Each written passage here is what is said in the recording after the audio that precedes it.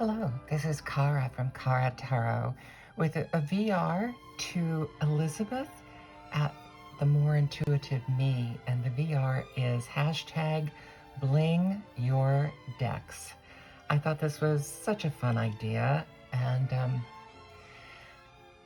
as we all can get really sentimental about our jewelry, especially if you've had it for a long time, I almost talked myself out of it because I thought I might have trouble keeping the boundaries that I want to keep, but I decided I can have a little more self-discipline and not get too reminiscent, because I do think it's a lovely idea. So I'll just dive right in. The first prompt is pearls, and it has a couple components about what helps you soften, what deck helps you soften and connect with a watery element. Now, I will say I was going to choose the Distant Past Tarot because it's blues and greens, and I really love it. It's beautiful, but I've been posting that several times lately, and it's one of my usual suspects as far as decks that I show. So I decided that instead I would show the Odyssean Tarot. There's a whole lot of classical nudity in this deck, so I'm going to keep it off screen. Well, I won't. I'll show you one.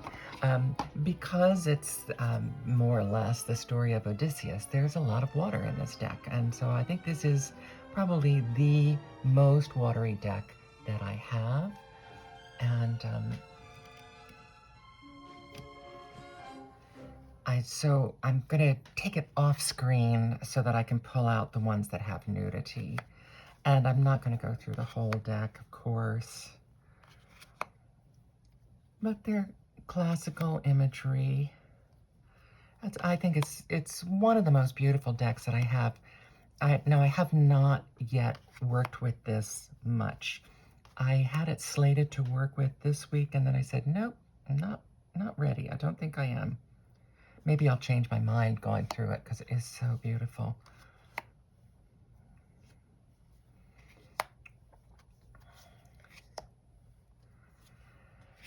But you can see lots of, that's the Hermit card, and lots of water in these decks. Water. Of course, being set in the Greek islands, there would be a lot of water.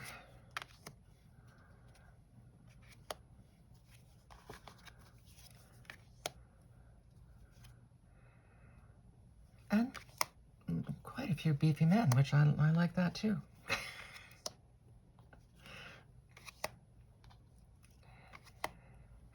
And one of the things that I thought of with pearls is that pearls are a classic. And so I wanted a deck that was classic in that way. And so here we are.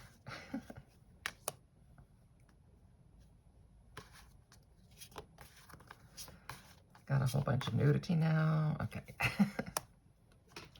Now, as the pearls, of course, I don't have any real jewelry. I have very little real jewelry. I'll say that. I won't say I don't have any, but I have very little. My mother did not have real jewelry except for like her wedding ring. She had one set, an opal set, that even as a child, I adored that set, but my older sister got that.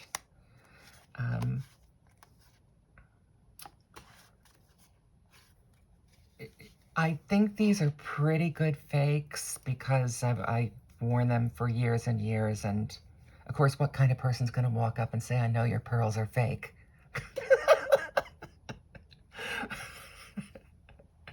So, I don't know. So, come to think of it, I think that, although I did pull out some of my real jewelry for this prompt, I think some of the real stuff I'm wearing, these two are real amethysts. And this is a silver and gold setting, which I've had this for a good 30 years. because I liked that combination.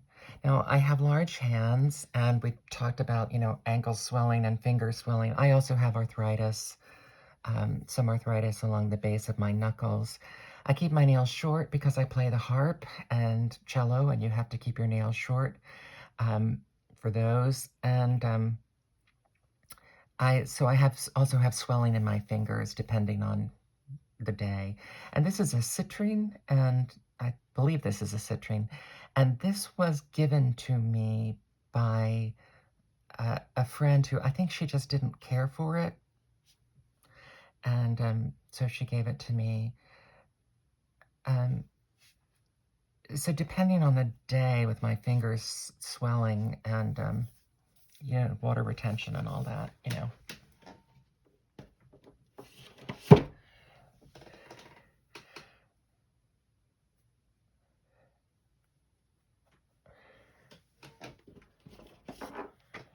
So that was the Odyssean Tarot for the first prompt, Pearls. The second prompt is Choker, a deck that helps you find your voice. And for this, I chose this turquoise set. I purchased this when I was leaving Los Angeles and coming back east. I purchased this and a couple other turquoise pieces on the way. I love the fact that this turquoise has a lot of brown in it. I like the imperfections in turquoise because I think even if they're real and they're a solid color, I think they don't look as real. And the setting is lovely, of course. It's not technically a choker. It could be, depending on how tight that you wear it.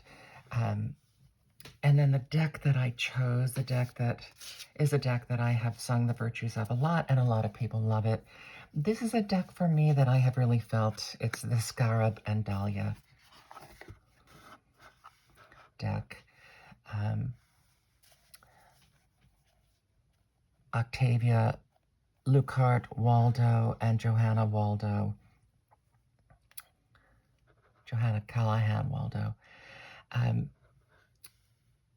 Johanna's a lovely person. I follow her on Instagram, and the interactions we've had, she's just a lovely person. And I waited so long for this because it was a pricier deck. I like large decks. It's a large deck. But I just, you still never know. Even if you like a deck, you never know until you get it. And I really feel that this deck speaks fully for me. She has 4 different lovers, and I decided to include them all. I believe it's 4. And I use them for different facets of love. This is a deck that I have said that, if some decks are decks that you love and some decks are an affair deck, this is just me. This is one of the decks that I have that I feel just represents me very fully. The combination of past and present and ancient and modern and different cultures and the colors, it's an important deck, and it's one of the decks that I keep out next to my reading area at all times.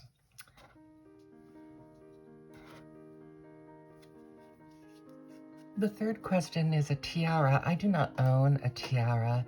I've never been a tiara kind of gal. I did have a roommate who had a collection of tiaras, but she had been a beauty contest, participant for a lot of her life. And then she had worked as a car show model a lot. She was petite and beautiful, and she was so beautiful that one time we were in the car together and was stopped at a stoplight, and a guy driving through the stoplight in the opposite direction, so the guy driving on the green light, screeched to a halt to look at her in the car. That's how beautiful she was. So she had a tiara. She had a collection of tiaras. And the lowest self-esteem of probably anybody I've ever met, interestingly. What she put up with from guys, she worked in a cigar bar and, as kind of a hostess in a cigar bar, and what she put up with, I was like, I wouldn't put up with that for a day. So it was always flummoxed me that someone that beautiful put up with that much. Anyway, so this prompt is about a deck that helps you lead with regalness and grace, and I chose the Tarocchi Minchiati di Bamarzo. It's a beautiful, colorful deck, and starting right off with Faith there. It is, the drawings are completely traditional. It's just the coloration of the deck that is different. I don't think I'm showing any novel decks. I think these are all decks that either I've shown before or other people have shown before. So I'm not going through the whole decks, but anyway, this is the Tarocchi Minchiati di Bamarzo. I did a deep dive month with this deck back in the spring, I think it was. And I still love it. I love the feel of the cards. But talk about, it has that timelessness, but it's completely modern because of the coloration, and which I think that's kind of one of the essences of grace. Oh, and I didn't say, this necklace is one that I got at a craft fair. So this is a one-of-a-kind handmade necklace. Now, I mean, no real jewels. They're all crystals. I hoped that by putting it nearer to the candle, it would pick up the light a little bit. I've worn it in a video and someone mentioned it. I think it was Highly Sensitive Tarot mentioned it. It's a lovely set. The earrings, the posts are a little long and they hurt. And the necklace, I love that it's asymmetrical. It has an additional little piece here. So I love the asymmetry of it. And I love the combination of colors. It does not pick up the light very well when I wear it. That's just something I've noticed about it. It doesn't catch the light well that I've been able to see. There's something about the angle of, but it's unique. It's one of a kind, and it's lovely. And I supported an artist at a craft fair, which is usually when I go to a craft fair, that's my intention, support at least one of the artists. And it is artisanal, as is this deck. Just, I believe this is out of print now. Somebody said that recently. So that is my substitute for Tiara. The next prompt is cuff bracelet. I don't have any cuff bracelets, and I don't think I ever have. I've never found them comfortable. I always felt like they grabbed me uncomfortably.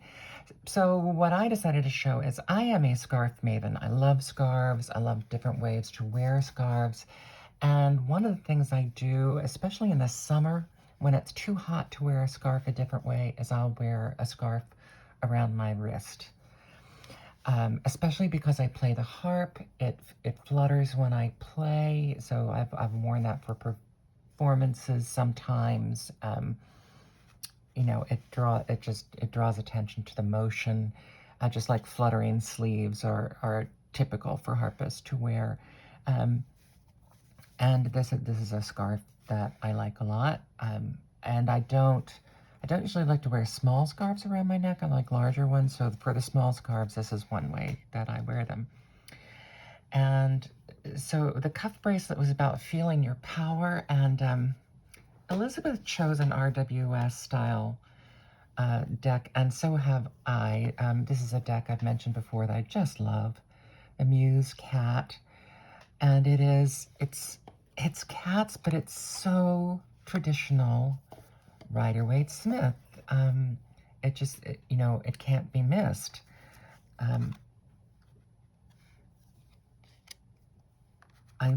This is one of the cards I really love because it's the Wheel of Fortune, and it has a kind of life and death, and to me it looks like a wristwatch, so it adds that element of time. But they're the Fool. I mean, these are easily recognizable Rider-Waite-Smith, and since that's what I began with, it's just so easy to read and engaging, and still not too sweet. It has all the shades of meaning and depth, and it has two additional cards, gold and black. This is a Korean deck, and those are ceremonial colors. It's gilded. It has the most beautiful backs of any decks that I have. There is a new version. She changed the back. I don't like the new version as much, so I haven't felt compelled to get it, because this is an out-of-print deck at this point. At least this edition of it is out of print. But it's bold, but still it's the Seven of Wands, the cat fighting there. This Three of Wands. It's just a beautifully realized combination of traditional imagery and cat art, and the cat, like, that's one of the more very cutesy cats, but it's supposed to be a page. It's supposed to look more like a kitten, and so I like the fact that that looks like an adult male cat.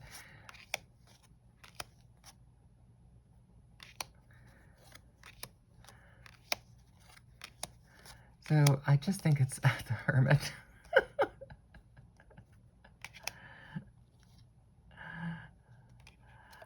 And the variety of cats. This is the Death card. The Ace of Cups has the paws reaching up to try to catch the bird.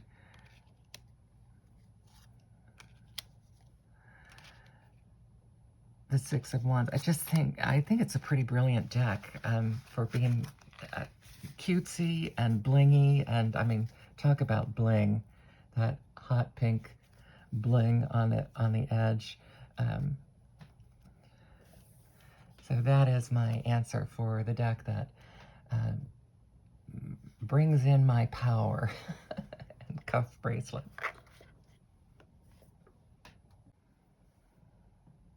Prompt number 5 is an anklet. I won't say never, but I don't think I've ever worn anklets much at all. At this stage of my life, it's definitely what Elizabeth said. I think now swelling of the ankles. My mother had terrible swelling of the ankles, and I do too, as well as, I've gained weight, and I probably have more cankles than ankles now, if I were honest. But the other thing is, I think whenever I did try to wear them, I think I broke at least 2 of them.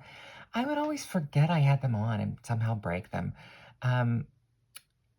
So they just weren't something that appealed to me. And then the other thing is, when I was the age when I would have been wearing them, my day job always required professional dress, and it was conservative environments. And so I had to wear pantyhose, and because I am, just like one shade darker than corpse white. And so, going bare-legged wasn't an option for me. And so I just added another bracelet that doesn't really fit anything. This is my Frog Prince. I call it my Frog Prince bracelet. I used to joke that this is how many frogs I had to kiss before I found my prince, and I think I gave up before I before I hit that number. But so the anklet prompt is about finding your sensuality or reveling in your sensuality. And God, that is so much not me. I'm sorry. I'm, for me, it's more, I mean, sensitivity is a large part of my life, you know, expression, um, sensuality, not so much. And if I hadn't been born Protestant, I really very well might have joined a convent. Um, and that's not to say that nuns can't have a sensuous side. It's not hasn't been a large part of my life. And it usually comes down to the guys that I felt that way about were never interested in me. So there's that. So anyway, but I do have a deck that I think approaches that, and it is the Moon Jupe Tarot. This is a Kickstarter. I do think it's still available. When I got it, I really just thought it was kind of a pop art, you know, fun deck, but it's been, because, I mean, look at those backs. It's been surprisingly deep and varied, and it's traditional Rider-Waite-Smith system, but very diverse and just unexpected. I do have to watch this one for classical nudity as well. So it has a lot of the same elements that you would expect from the traditional Rider-Waite-Smith, but definitely a new spin on it. There's always something new and unexpected to find in these images.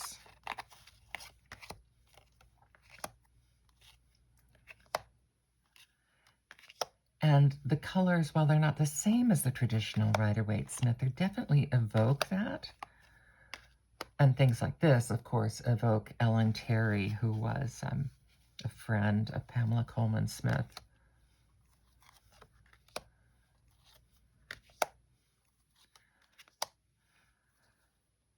I just think there's a lot here, and I do feel that this is a very, whoa, cut that.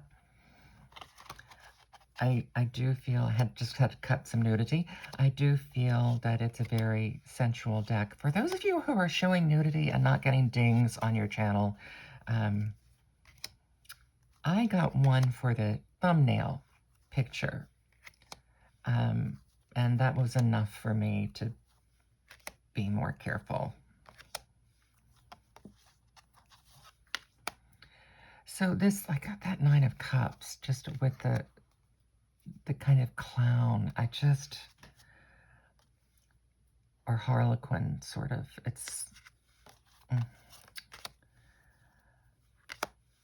I think there's a lot of this, the sensuality of that, and that field of cherry blossoms on the ground, and cherry blossom branches. You can almost feel walking in that.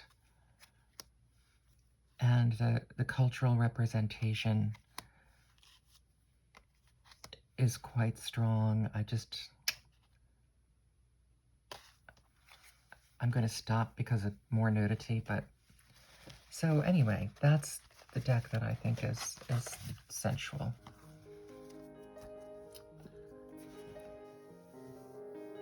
Number 6, Charm Bracelet, a deck that reflects your story and helps you tell your story.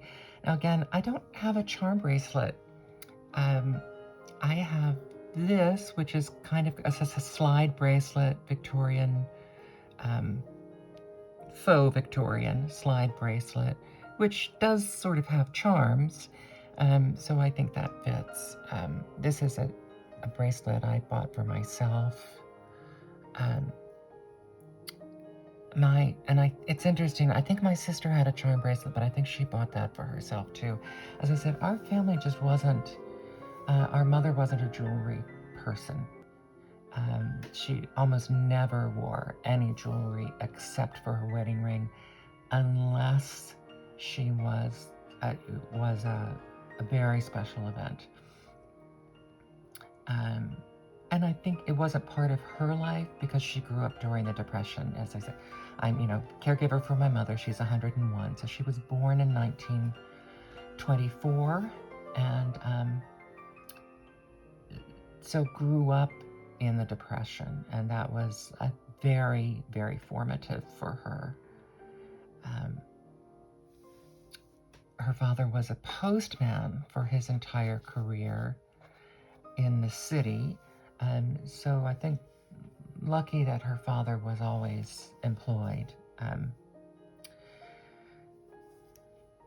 So anyway, the charm bracelet, something, a deck that helps you tell your story. I mentioned this a lot. This is still the deck I would refer to as my favorite deck. The imagery of the deck, the depth of potential in the deck, that it can be used as an oracle with the affirmations. I've mentioned before that all of the court cards are actual portraits of people, so that there's a historical element, and then the majors all have an angel. And right away I was like, yeah, this looks like a guy that I dated. The end was when he not only defended Bill Clinton having an affair with an intern, but kind of acted like, well, that's just, normal behavior. And I was like, okay. And I was, even at that time, I felt that he had disgraced the office. And because I saw it from the lens that we see it today. And I saw it as he was having an affair with an intern. This wasn't just an affair. It was an imbalanced affair, an affair with an intern. And so anyway, so I guess that's part of my story too, living through that, the things that we've lived through. This has many, I've said before, it has many of my favorite images. The fact that they're dancing down the road together, I love that.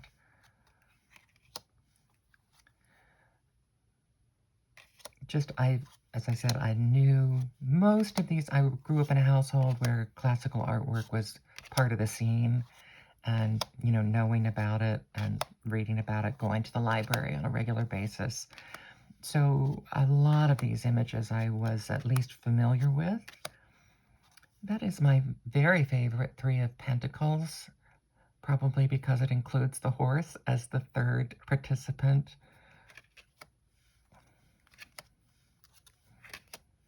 As with any deck, there are one or two misses, but for the most part, everything in this deck just fires marvelously for me.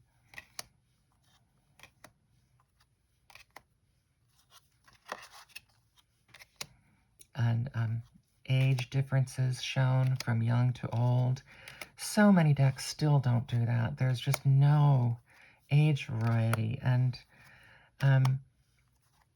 even when I was younger, it's like I liked to see, I didn't like teen films, like, for example, because I wanted to know, life issues that would come up later in life and how you deal with them. I was always looking ahead to what are the next things that might come up and ways to deal with them, good or bad. So I was always kind of looking for older models.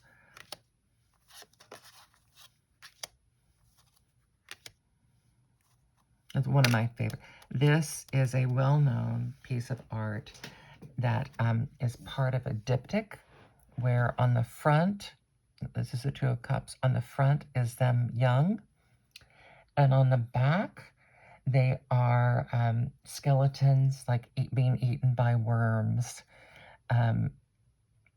It's really famous, and it's just, it's a memento mori. It's about the passage of time. And I just being reminded of that with the Two of Cups, I think is very smart. So, Influence of the Angels is my charm bracelet deck.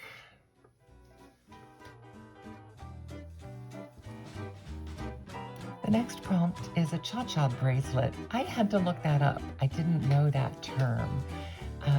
and I don't have one of those. But I do have this bracelet. This is supposed to be a bracelet that lifts you up, that it brings a sense of fun and playfulness. This is a vintage neck bracelet, and it matches a necklace. I've got it twisted. It has a matching necklace. This is a vintage 1950s necklace and bracelet set. It probably had earrings, but I think the earrings were broken. And I don't remember if I ever had the earrings. But I mean, this is the kind of set that would have had earrings to go with it too. So this is the closest I get to a playful cha-cha bracelet. It's one of those like snake bracelets that just wraps around. So it's comfy. And I used to wear a lot more orange than I wear now, but I still like it because now, you know, if you had to ask me my favorite colors to wear, it would be black and navy. And but still, a pop of color is wonderful. I almost gave these away, and I'm like, what am I thinking? And so the deck is I Naivi di Giovanni Bacchetta, one of my favorites. But the color and the playfulness of the imagery, it's just, oh, and I just showed nude imagery. Ugh, drives me crazy.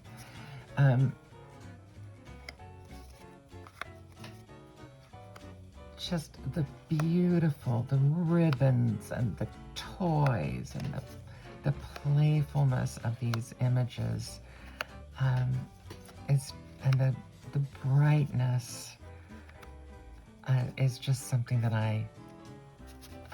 it brings me joy. It just makes me happy to work with it. It's easily one that I consider a holiday deck just because of that aspect. I've told you before that I schedule my decks for use. Well, this is one I have to consciously not schedule, or I would be working with it a lot more. So I have to discipline myself to not schedule this in once a month. Whatever I consider my theme to be, I can always work this one in.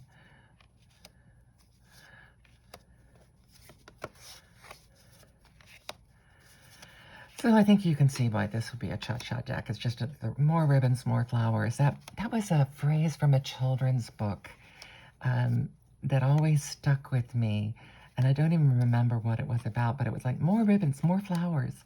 And it's kind of been a catchphrase in my life.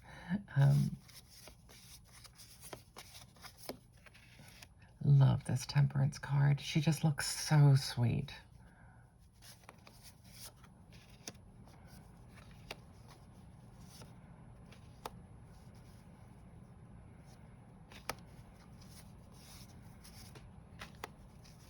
And I'll stop with Justice since you get the idea of the color. So this is I Naivi di Giovanni Bacchetta Tarocchi.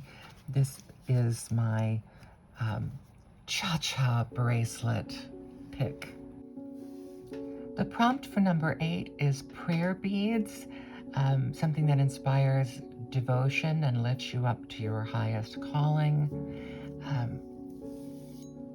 I don't have prayer beads. I think at one point I did have a rosary. I mean, you can't have lived through the popularity of young Madonna without having a rosary to wear as a necklace. But I'm choosing my cross. I've kind of it's kind of been on a lifelong search for the cross that I feel is the perfect cross to wear. These are little garnets.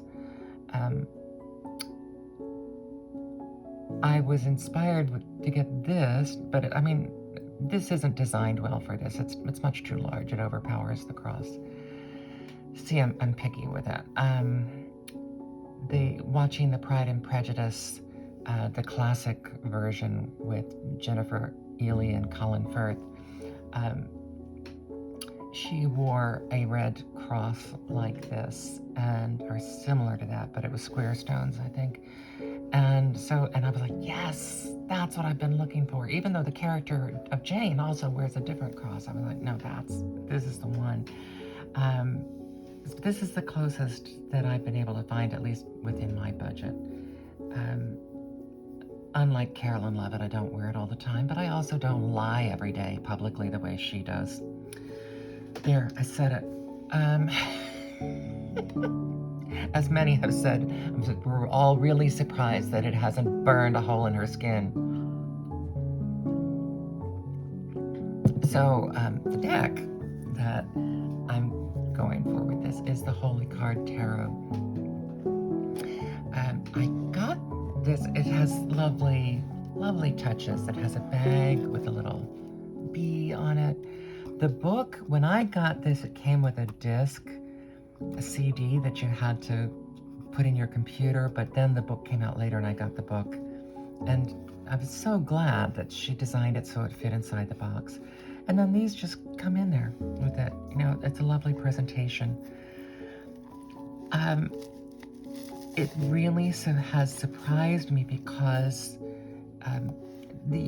in a normal deck, judging this in terms of a normal deck, the images, the Three of Swords makes sense there.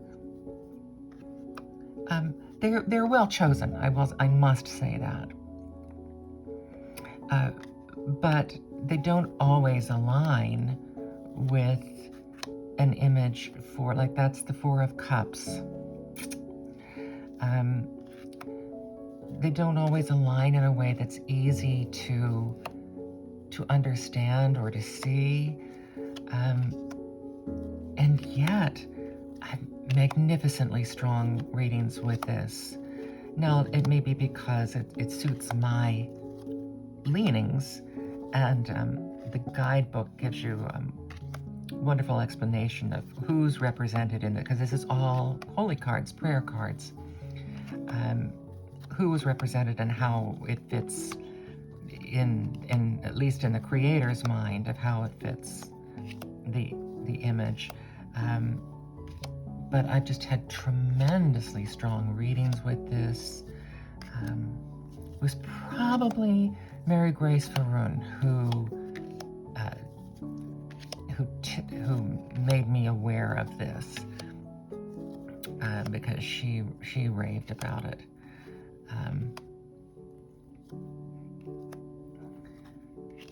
And they're beautiful and highly evocative images, as you would expect from prayer cards, and then well chosen, thoughtfully put together, but as I said, just moreover than that, an incredibly strong reader for me. And that is the Holy Card Tarot. Number 9 is a statement piece, a statement ring or a statement piece. And I'll tell you why I'm laughing in a minute. I'm going to start with, I do have a statement ring. My swollen finger, it's a little tight.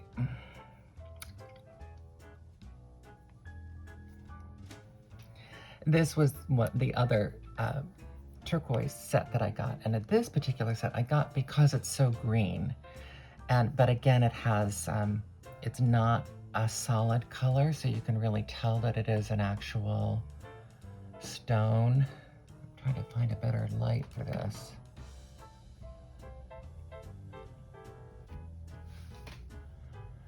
But anyway, it's a shade in between slate and olive green, and it had earrings to match. Just a much more green turquoise. This fell out, and when I glued it back in a little too deep, but at least I didn't lose it. You know how that goes. The other and I was saying to myself, it's like, oh, this is like let your freak flag fly. So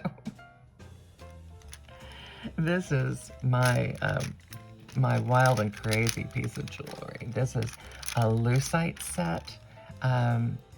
When I lived in Los Angeles, I lived in an area that, just like 2 blocks from my house were, and on the way to the grocery store, were restaurants and little boutiques. And it wasn't a rich area, so it wasn't really a great area for a boutique to have a store. I added a lengthener for this, because that would be much more like a choker like that, but I added a lengthener. And it has earrings that match.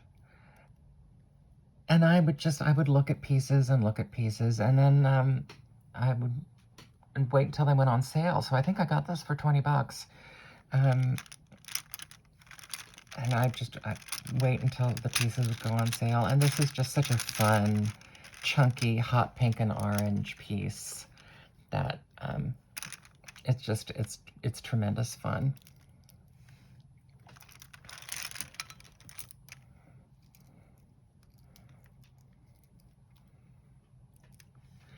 And so the deck that goes with this is Letting My Freak Flag Fly is Bozia's Tarot of Earthly Delights. This is another one of the decks that I said, this is really a me deck. This deck just, even though it has some kind of a sci-fi element to, that's not me, but it's just the fact that it's this mishmash of classical art and fantasy and octopi and flowers and mushrooms, and like taking just this one here where we've got this these various images all collaged together. It makes me laugh. There's just so much to love in this. And it's like the tentacles being the suit for water.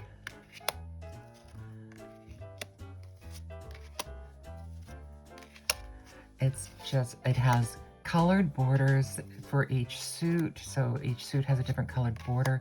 That happens to be a detail that I adore. I waited for this deck to come out at mass market, and it's so well produced, and it's really inexpensive compared to other decks.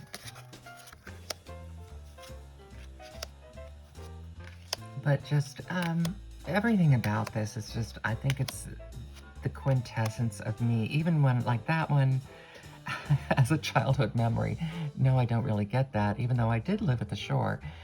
We did live close to the ocean.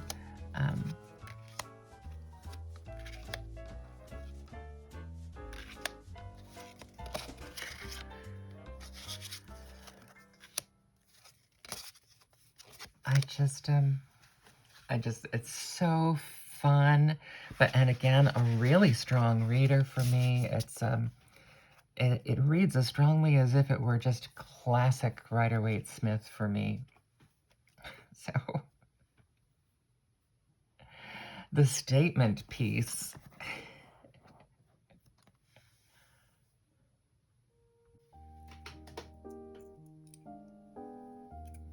Number 10 is antique jewelry.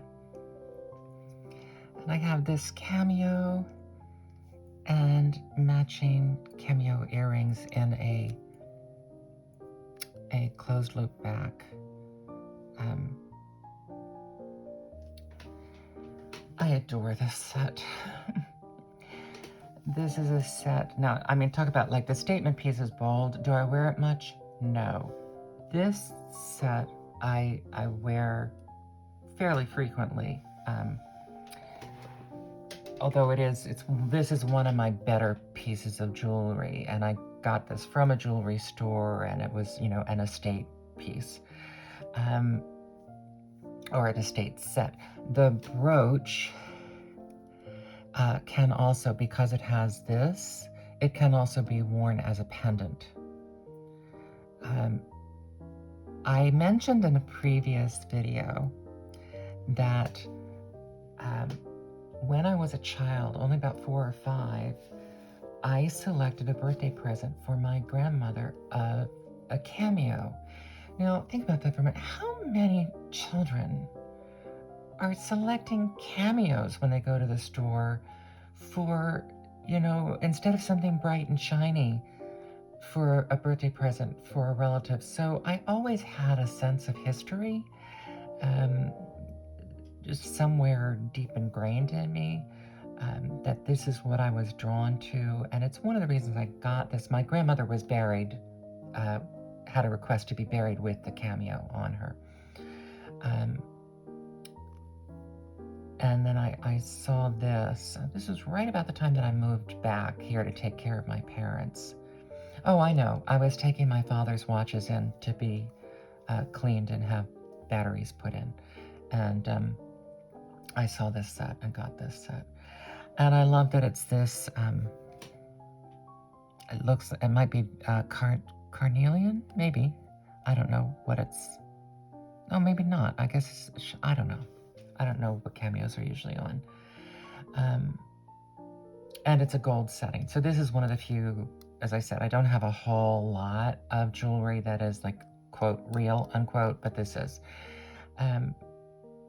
So, I mean, it's always been dear to me, but I think it also very represents how deeply attuned I've been to history through my life. And so the deck is one that has wisdom and history, and of course I'm choosing my Visconti Sforza, and this is a deck that I read with, and I enjoy reading with it. I like large decks. This has a large size. At times I've been tempted. I do also like the Visconti Madrone. But then I have trouble, whenever I think about getting that, I think, well, I could be using this more. And so then I hold off.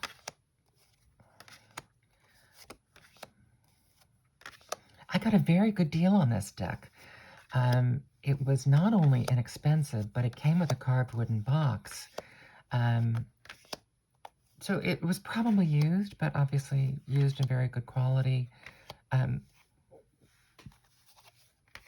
I think the carved wooden box and the deck was, I want to say $25 or something. It was a really good deal.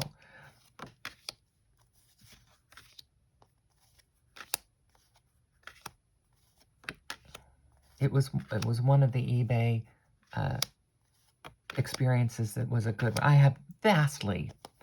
I've had a couple bad experiences on eBay, but vastly, eBay's been great for me, and I also sell on eBay too, so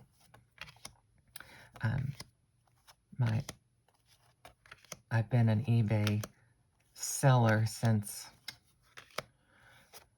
right about the time it started, the 1990s.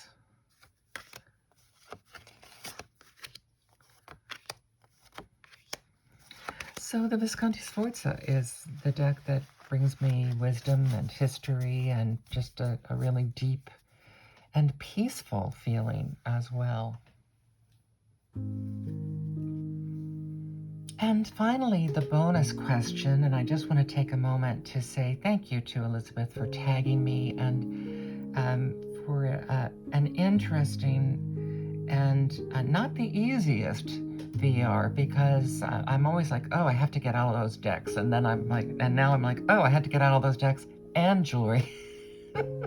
So, and I think you can tell from the way I put this together, I had to do a lot of editing because I just thought it would be a shorter video if I edited it and got things out one at a time.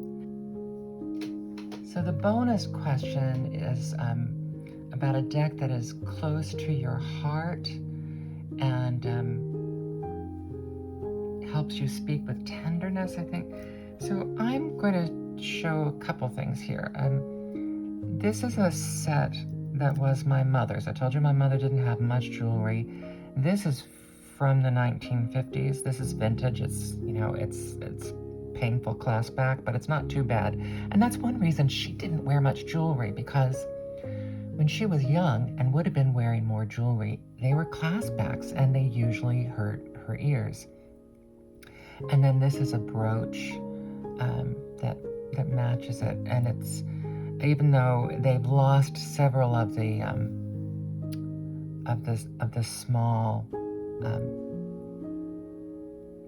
pave stones. I hate pave because, for that reason. I hate pave because you always lose one of the stones. So, and usually I don't have any patience for that. And the other thing is, my father was from Texas. And so this is a bolo tie that had this beautiful tiger eye stone. I don't recall him wearing this. Or if he did, it maybe not much because it was later in his life. We lived on the East Coast where it was very unusual for people to wear. He always wore a cowboy hat and boots. Very unusual. And then he would often wear a bolo tie, like on Sundays. But it was, for this area, it was almost as if somebody walked in wearing a costume, but it's who he was. He was raised in a small town in Texas. And so, I mean, in retrospect, I think it was very strong that he remained who he was and didn't care, you know, that what people thought. So the tenderness would be just that these are things I have from my parents. I definitely still wear these because I wear those colors, you know, and it goes nicely with either a cream like this, or with it sets off against something dark. And the deck that I've chosen for tenderness is the Forager's Daughter Tarot. I don't think it will surprise any of you who have heard me talk about it. And aside from the fact that the guidebook is just brilliantly and sensitively and knowledgeably written, this is the first Afterlight edition.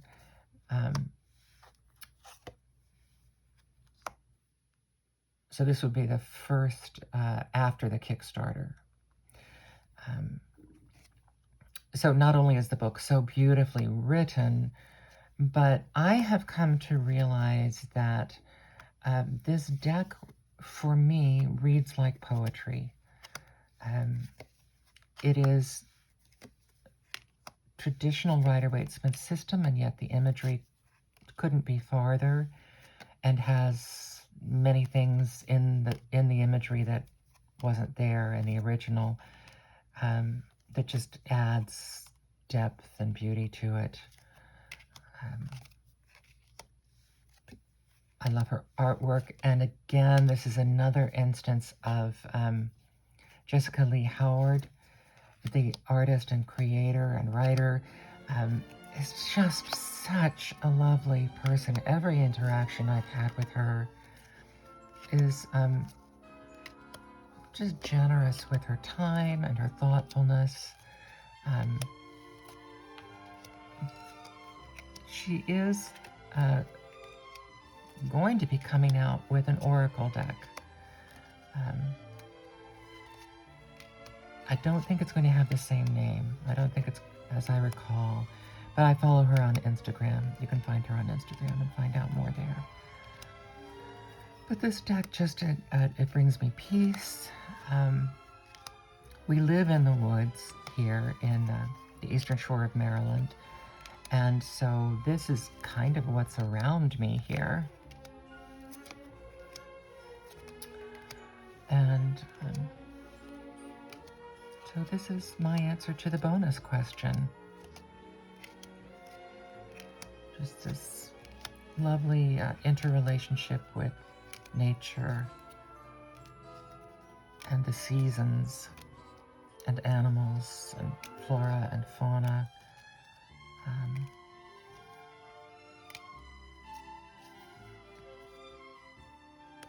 Forager's daughter, Tarot.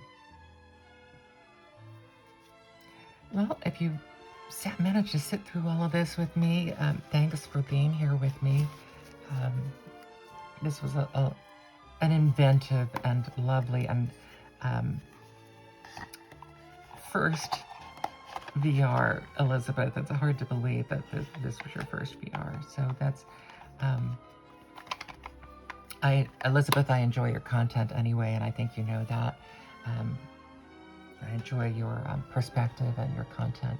Thanks, everyone. I'm starting to ramble. Thanks, everyone. Have a lovely day.